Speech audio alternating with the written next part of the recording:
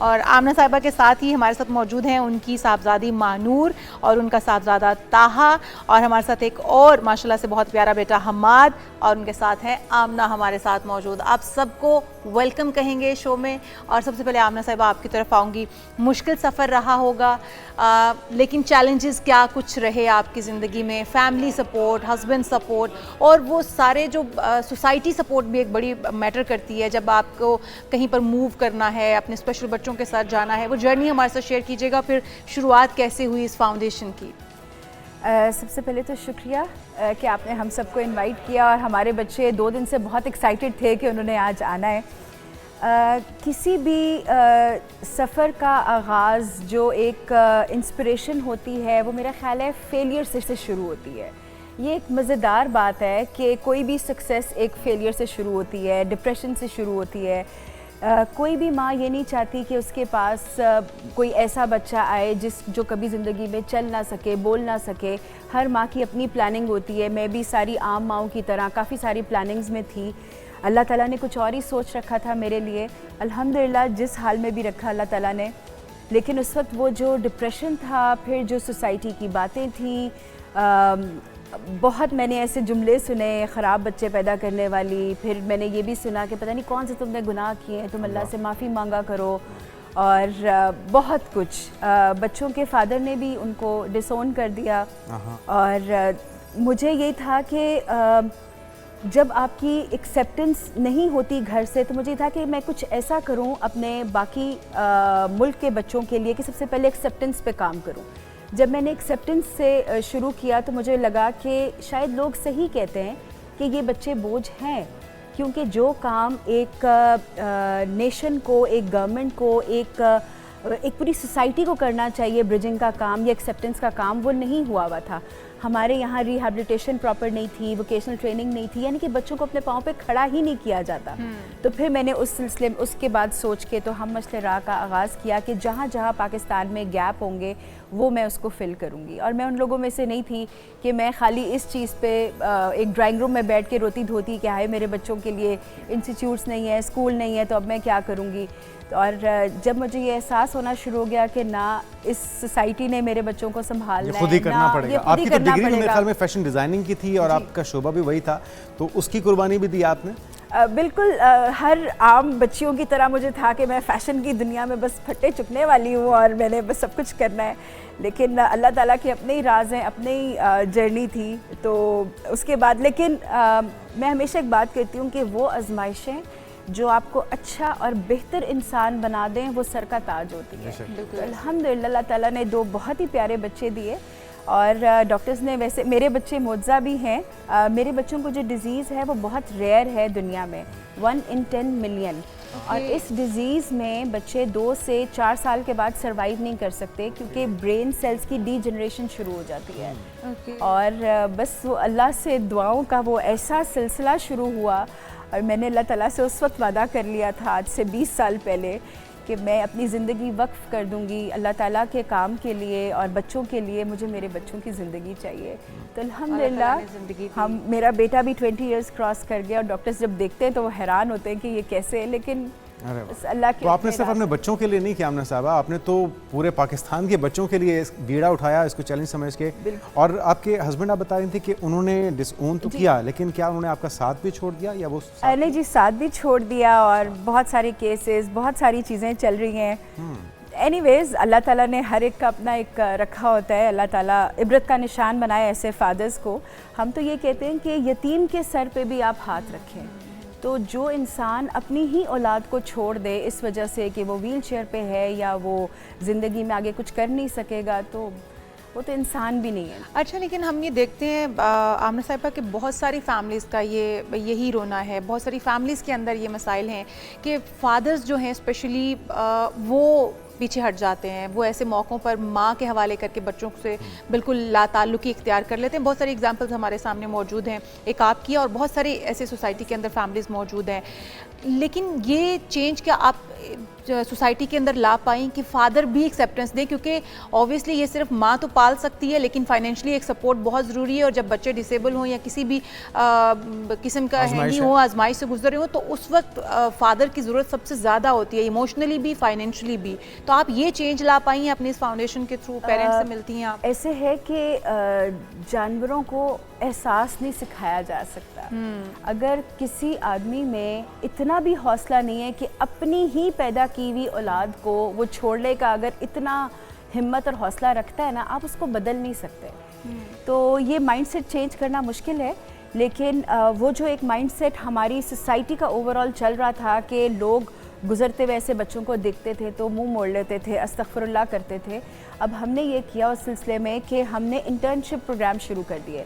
जितने यूनिवर्सिटीज़ और कॉलेजेस के बच्चे हैं हम उनको बुलाते हैं, हमारे बच्चों के साथ वो 2-2 महीने गुजारते हैं। और लिटरली ऐसे बच्चे होते हैं जो पहले आके शुरू में डर रहे होते हैं, वो आके इनके साथ टिकटॉक्स और अपनी तस्वीरें और रील्स बना रहे होते हैं, और उनका वो बाद में इनको मिस करते हैं और बार बार चक्कर लगाते हैं। मेरा ये मानना है किसी सोसाइटी का अगर माइंडसेट चेंज करना है तो उसकी यूथ का माइंडसेट चेंज करना है। अगर हमारी यूथ एक्सेप्ट करना शुरू हो जाएगी ना, आने वाली नस्लें खुद ही चेंज हो जाएंगी, खुद ही एक्सेप्टेंस आना शुरू हो जाएगी। अब जो हमारे बुजुर्ग हो चुके हैं और जो उनका माइंडसेट है, आप नहीं बदल सकते। बिल्कुल ज़बरदस्त। और ये ज़बरदस्त काम भी आप कर रही हैं। एक तो ये कि कैंपस कहाँ पर हैं, वहाँ पर कितने बच्चे हैं, किस तरह से इनकी ग्रूमिंग हो रही है, सिर्फ एजुकेशन नहीं, उनकी पूरी जो उन्होंने लाइफ उनकी जर्नी है, जो चैलेंजेस उनको सामना करना है, उनको किस तरह से तैयार कर रही हैं उसके लिए? अच्छा, जो स्पेशल नीड्स है ना, मैं बताना चाहूँगी कि we are the only organization of Pakistan जो सारी डिसेबिलिटीज़ में इस वक्त हम लोग काम कर रहे हैं। शुरू में मुझे लोगों ने कहा कि कोई एक चीज़ पे फोकस करो, और मुझे शायद उस वक्त खुशफहमी थी या गलत फहमी थी। मैंने कहा मेरे से अगर एक डिसेबिलिटी को मैंने काम ना किया ना, तो वो बच्चे मेरी ममता से दूर हो जाएंगे। तो वो उस वक्त आई वाज काफ़ी ज़्यादा मैं सोच रही थी। लेकिन ये कि हमने अल्हम्दुलिल्लाह अब इस वक्त हमारे पास ब्लाइंड बच्चे और बच्चियां हैं, डेफ बच्चे और बच्चियां हैं, ऑटिज़म के साथ हैं, डाउन सिंड्रोम के साथ हैं। अनफॉर्चुनेटली पाकिस्तान में 12-13 साल के बाद कोई स्कूल इन बच्चों को नहीं रखता। अब ये एडल्ट बच्चे बड़े हो रहे हैं, फिज़िकली ग्रो कर रहे हैं, इमोशनल नीड्स इनकी भी हैं, फिज़िकली बड़े हो रहे हैं, लेकिन मेंटली ये छोटे बच्चे रह जाते हैं। तो इनकी कहाँ पे हम वो करेंगे? तो हमारे इंस्टीट्यूट का मेन फोकस ही ये है कि हम इंडिपेंडेंट लिविंग की तरफ इनको लेकर आ रहे हैं। हमारा मकसद खाली पढ़ाई नहीं है। हम ये चाह रहे हैं कि बच्चा जो है ना, वो अपनी माँ के बगैर भी किसी के मोहताज ना रहे। बिल्कुल 4-6 घंटे गुजार सके, उसको पता हो उसने खाना कैसे गर्म करना है, ज़रूरत के टाइम वो टैक्सी लेके अपनी ग्रॉसरी कर सके, उसको हॉस्पिटल का पता हो, उसको टैक्सी बुलाने का पता हो, ATM से पैसे निकालने का पता हो। हम उसको इतना इंडिपेंडेंट कर रहे हैं कि वो अपनी लाइफ गुजार सके। आज से 2.5 साल पहले मेरे पास एक एडमिशन आया। ही इज़ 45 ईयर्स ओल्ड और उसके दोनों पेरेंट्स हयात नहीं हैं। और जब उसके बहन भाई मेरे पास छोड़ के गए उस बच्चे को, तो उन्होंने कहा इसको अडॉप्ट कर लो और इसको कर लो, ये पता नहीं अब सर्वाइव कैसे करेगा। आपको पता है एक माँ अपने स्पेशल नीड्स बच्चे के लिए किस तरह जान छिड़कती है। और उस बच्चे के बाद हमने इस चीज़ को ज़्यादा इम्प्लीमेंट करना शुरू किया, क्योंकि ये वक्त किसी के ऊपर भी आ सकता है। कल को मैं नहीं रहूँगी, मेरे बच्चों को किसने देखना है, कैसे ये इंडिपेंडेंट, इनको करना बहुत ज़्यादा ज़रूरी है। तो हमारा मेन फोकस इंडिपेंडेंस की तरफ है। आपने पूछा हम कहाँ हैं? हम लाहौर में इस वक्त काम कर रहे हैं, सियालकोट में हमने खोल लिया, रावलपिंडी में हम कर रहे हैं, मुल्तान में DHA ने हमें लैंड गिफ्ट कर दी। हम पाकिस्तान का पहला प्रोजेक्ट नर्सिंग होम के नाम से, नूरे मस्कन के नाम से लेकर आ रहे हैं, तो जहाँ पे बच्चे रह भी सकेंगे। नूरे मस्कन। अच्छा आमना साहिबा, बिरसा से आप बता रही हैं कि आप इन बच्चों को स्किल फुल भी बना रही हैं ताकि ये बच्चे अपनी ज़िंदगी में ख़ुद आगे बढ़ सकें। बच्चों के लिए जॉब्स अपॉर्चुनिटी अभी भी हमारी सोसाइटी के अंदर बच्चों के लिए उस तरह से जॉब्स नहीं है, स्पेशल बच्चों के लिए। तो क्या आप इदारों के साथ कांटेक्ट में भी रहती हैं, यूनिवर्सिटियों के साथ, कॉलेज के साथ, या इस तरह के जो फर्म्स हैं जहाँ पर जॉब्स इनको मिल सके? जैसे कि अभी आप बता रही थी कि हमाद हमारे साथ मौजूद है, हमाद ऑलरेडी रेडियो पर काम भी कर रहा है, इंटर्नशिप कर रहा है। तो इस तरह ताकि बच्चों को फाइनेंशियली भी स्ट्रॉन्ग किया जा सके। पेरेंट्स का साथ हमेशा साथ आपने खुद कहा नहीं होगा, तो उनको इंडिपेंडेंट होने के साथ साथ फाइनेंशियली स्ट्रॉन्ग भी किया जा सके, वो अपने लिए खुद कमा सकें और खा सकें। तो उनके लिए मौके जॉब्स के होने बहुत ज़रूरी हैं। उसके लिए क्या काम किया जा रहा है? ऐसे कि जैसे मैंने आपको बताया कि हम डेफ और ब्लाइंड बच्चों के साथ काम कर रहे हैं, व्हीलचेयर यूजर्स के साथ काम कर रहे हैं। जब हमने अपनी वोकेशनल ट्रेनिंग शुरू कराई तो 6 महीने का कोर्स कराना फ्री, टेफ्टा का, PSDF का हम डिप्लोमा देते हैं बच्चों को। उसके बाद हमें इमीडिएटली एहसास होना शुरू हो गया था कि वो बच्चे ज़्यादा डिप्रेशन में जा रहे हैं, क्योंकि वो लोग खुशी खुशी आके कोर्स तो कर रहे हैं, जो हम्बल घरों के बच्चे हैं, और इसी उम्मीद से कि शायद उनके फादर्स भी उनको ताने मारते होंगे कि अंधे हो, लूले हो, लंगड़े हो, क्या करोगे, क्या ये क्या होगा। तो वो बड़ी डिप्रेशन से उठ के हमारे पास आ रहे थे पूरे पंजाब से बच्चे कोर्सेज़ करने के लिए। तो मुझे ये बहुत जल्दी एहसास हो गया था कि हमारी जो कॉर्पोरेट साइड है और जो फैक्ट्रीज़ है वो कहते तो हैं कि हम साथ दे रहे हैं, लेकिन एक्चुअली वो जॉब्स नहीं देते। हमने लोगों के साथ मैंने मिलना शुरू किया और लिटरली वो कहते हैं ना, घसीट के लाने वाली बात थी कि प्लीज़ एक दफ़ा आके हमारे इंस्टीट्यूट को आप विज़िट करें, हमारे बच्चों को मिलें और ख़ुद अपनी आंखों से देखें। जितने लोग आए दे वर सरप्राइज। हमारा जी माशाल्लाह स्टेट बैंक ऑफ पाकिस्तान से हमारा MOU था। जितने बच्चे हमारे यहाँ से पढ़ के निकलते हैं जो नहीं कर सकते हैं, जॉब नहीं कर सकते हैं, उनको लोन मिलता है वहाँ पे। हमारे इस वक्त काफ़ी सारे बैंक्स हैं जहाँ पे हमारे बच्चे जॉब कर रहे हैं। कुछ ऐसे ब्रांड्स हैं, मैं भी नाम किसी का भी नहीं लूँगी, कैफ़ेज़ हैं जहाँ पे हमारे डेफ बच्चे जा रहे हैं। तो माशाल्लाह हमारे बच्चे बहुत सारे जॉब्स पे जा रहे हैं, हमारे MOUs हैं। और जो हमने रिहैबिलिटेशन के साथ साथ एक और चीज़ पे फोकस किया, वो एक्सेप्टेंस।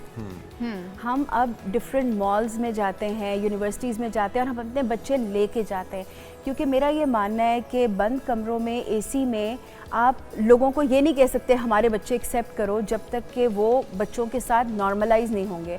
आज हम अपने बच्चे यहाँ पे लेकर आए हैं, अभी मेरे और भी बच्चे बैठे हैं, जब वो आके करेंगे सारे बच्चों की तरह आम बच्चे हैं। अल्लाह ताला ने इनको ख़ास बनाया है। और मैं जितनी माएँ आती हैं मेरे पास, मैं उनसे हमेशा एक बात कहती हूँ कि आप यकीन रखें कि अल्लाह ताला गलती नहीं करता, और ये बच्चे किसी गलती की सज़ा नहीं, ये एक आजमाइश है, आजमाइश है, और शायद आपको ये अच्छा इंसान बनाने के लिए आजमाइश है। अल्लाह ताला का रहम है, और हम हमेशा ये कहते हैं कि ये तो जन्नत के टिकट है हमारे पास। अच्छा, मरियम साहिबा ने भी स्पेशल बच्चों के लिए एक स्कूल का इनाकाद किया, उसमें भी उनका अपना भांजा भी है, अस्मा नवाज़ का बेटा, जो कि ख़ुद स्पेशल बच्चा है। उन्होंने इसी तहत गवर्नमेंट लेवल पर, अब इसकी एक्सेप्टेंस हो गई है, गवर्नमेंट लेवल पर इस लिहाज से सोचा जा रहा है कि स्कूल बनाए जाएँ, उनको तरबियत दी जाए, वहाँ पर हुनर सिखाए जाएँ।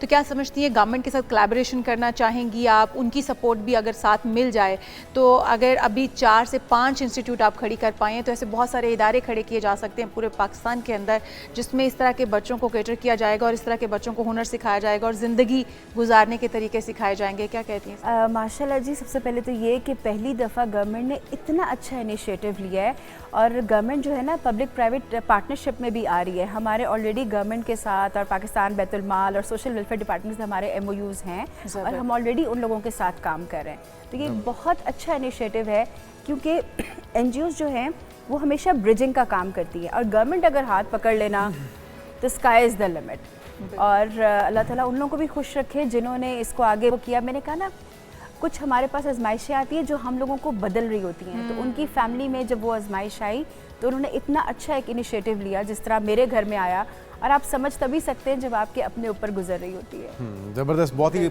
शानदार काम हो रहा है, और हमें पूरी सोसाइटी को इसमें कंट्रीब्यूट करने की ज़रूरत है। जिस तरह आगाज़ में हमने बात की थी कि इस बार आमना साहिबा की फाउंडेशन की तरफ से, हम मशल राह फाउंडेशन की तरफ से 14 अगस्त को आज़ादी के जश्न को बहुत ही ख़ास और यादगार अंदाज में मनाया जाएगा।